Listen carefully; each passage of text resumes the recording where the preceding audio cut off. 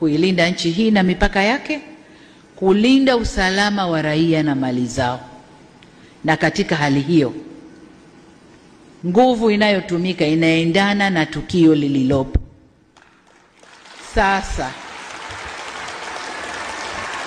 tunapoambiwa kwamba tulitumia nguvu kubwa sana kwenye tukio lile, nguvu ndogo ilikuwa ni ipi? Ilikuwa tuwaangalie waandamanaji waliojiandaa kufanya mapinduzi mpaka wafanikiwe? Hapo patakuwa pana dola kweli? Dola haiko hivyo, na hayapo Tanzania peke yake. Tulishashuhudia kwa wenzetu, waandamanaji wengi wanaingia njiani, na wakiingia njiani, serikali ikiona huu uandamanaji unakwenda pasipo, wanaweka nguvu kubwa. Wanaweka nguvu kubwa. Yameshafanyika kwenye mataifa huko na tumeyaona. Sasa wanaporudi kutulaumu mlitumia nguvu kubwa, wao walitaka nini?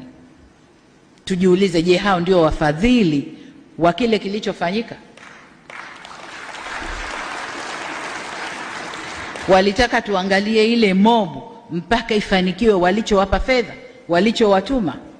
Hapana. Tuliapa kulinda nchi hii